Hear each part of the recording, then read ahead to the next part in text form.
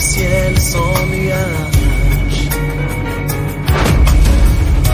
Regardez la mer sans eau. Marcher sur la terre sans sol.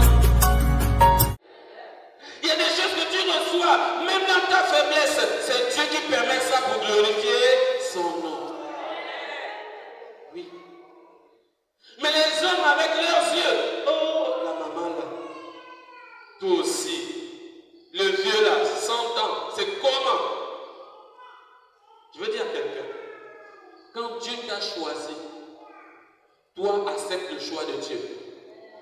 Quand tu es dans une maison, accepte le choix de Dieu. Accepte le combat, ne te décourage pas. Il y a des personnes qui passent leur temps à douter. Et là, ce doute-là amène la peur. Et l'ennemi profite de ta peur pour t'arracher ta bénédiction. Frères et sœurs,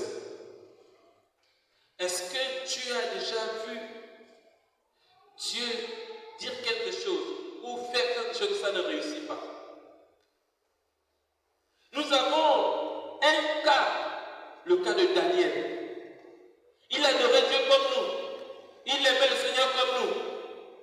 Mais un bon matin, le roi attrape Daniel pour mettre à la fosse au lion.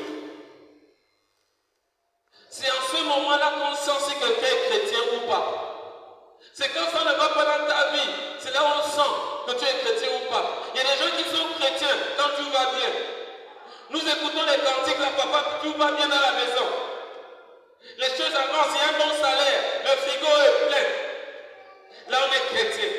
Mais quand ça ne va pas, on accuse Dieu, on accuse le pasteur, on accuse tout le monde, sauf soi-même.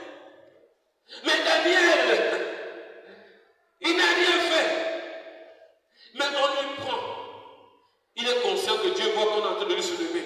Il est conscient que Dieu a vu comment le jette dans la fosse au lion. Et c'est toi. Parfois là où tu es prêt à être jeté dans la fosse au lion. Parfois tu es prêt à être chassé de ta maison.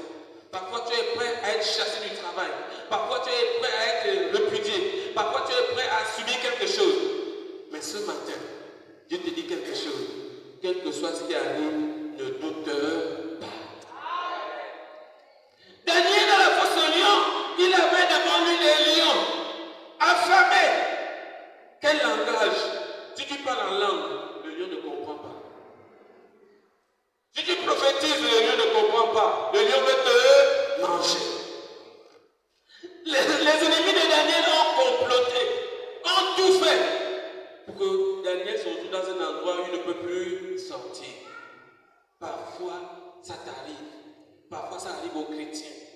Des fois, tes ennemis ont fabriqué des choses où tu ne peux plus t'en sortir. Des fois, ils ont tout fait pour que tu ne puisses plus être heureux. Daniel, dans la fosse au lion, il a gardé sa foi. Il a dit, si Dieu veut que je meure comme ça. Mais je pense que Dieu peut encore faire quelque chose pour moi. Je pourrais dire à quelqu'un quelque chose. Quand les ennemis complotaient pour jeter Daniel dans la fosse au lion, ils ne pensaient pas que Daniel devait ressortir. Dans leur esprit, c'était fini pour Daniel. Chacun est parti dormir chez lui étant content qu'il a réussi son plan. Mais je te dis quelque chose ce matin. Notre Dieu, il maîtrise toutes les situations. Il y a quelque chose qu'ils ont oublié. Que à part être lion, les lions aussi ont un chef. Et leur chef est le lion de la tribu de Juda, qui est le propriétaire de Daniel. Il y a eu une connexion entre les lions. Et Daniel a revêtu la nature de son père, le lion de la tribu de Juda. Donc les lions se sont retrouvés en famille dans la fosse. On ne peut pas faire de mal à l'autre lion. C'est pas ce que tu as compris. Je voudrais dire à quelqu'un, quelle que soit la fosse qu'on te met, Jesus, find expression.